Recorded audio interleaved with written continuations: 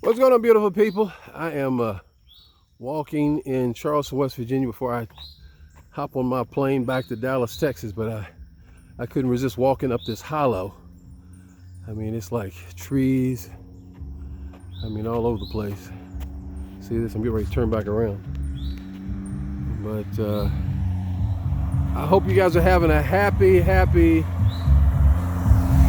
hope you guys are having a happy Monday, a joyous Monday, as I prepare to make my way back to Dallas. But listen, I would rather be in Charleston, West Virginia right now for my vacation than Dubai, the south of France, or any other place in the world. I've had a really enjoyable time in my hometown.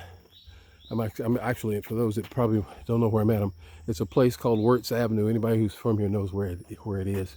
But I was just walking around because my grandfather used to live up on the hill somewhere, but I don't know where it was. But anyway, I look at my life and I'm just see how blessed I am, and it goes back to this quote it's my favorite quote that anonymous dude wrote. It says, "Life is but a moment lodged between two vast eternities." What are you doing with your moment? What are you doing with your moment? And the interesting thing about life, about living your life, is that people aren't living their lives. You're either living, surviving, or you're dying. One of the three. And I'm saying 90% of the people, I'll go ahead and turn this around. Where is it at here? 90% of the people, I'll just go ahead and flip it this way. 90% of the people that I know that are in church are dying. Because Mark chapter 2:22, Jesus says, "Do not pour new wines into old wineskins. Because if you do, the wineskins are going to blow up." Now, most people will quote this or translate this from a theological standpoint, but as a former counselor and therapist, you need to do it from a psychological standpoint. Because here's what happens. When it comes to your mind, there's two facets of it. You've got the conscious mind and you got the subconscious. The subconscious deals with the heart, and only 5% of the conscious actually does the thinking. 95% are things that you believe based on years and years and years and years of stuff that has been stuffed into your subconscious. And so when it comes to the old wine, you have people who say they believe all you need is Jesus, but it's like between the time from the time that you say you received Jesus and the time that you die, it could be 20, 30, 40 years.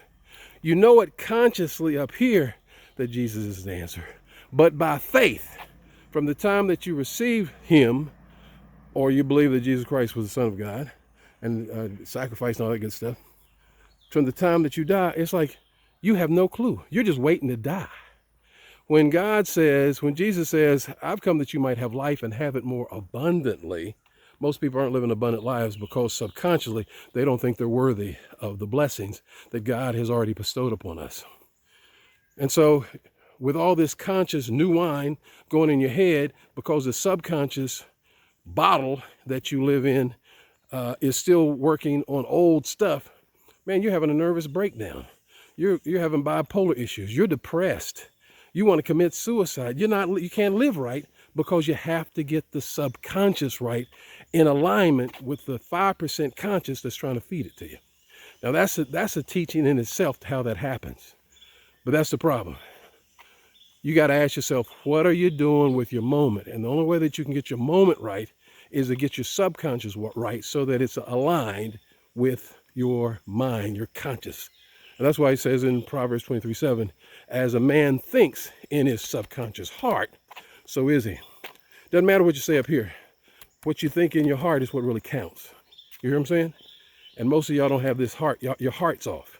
That's why if I ask somebody, "Do you believe God is able?" Yeah, he's able. Do you think he's able to help you? He is, but they don't believe that he's going to help them. You got to get that right. And you got to get to the place to where you're living between the moments, between the time that you receive Christ and the time that you die. You can't just keep saying all you need is Jesus. That's a lie. You need to learn to live by faith and live on the teachings and the mind, the psychology that Jesus Christ taught. Do that, and you will live an abundant life that he wants all of us to live by. So that's it for the day. I'm going to continue on my walk. Let me flip this thing around. I'm going to continue on my walk. Look at it. Don't it look pretty out here? So anyway, let me get ready. They're waiting on me to hop in the car down the hill. So I head back to the airport, back to Dallas, Texas. But in the meantime, guys, love you all. Happy Monday. Walk with the King. Be a blessing. Peace.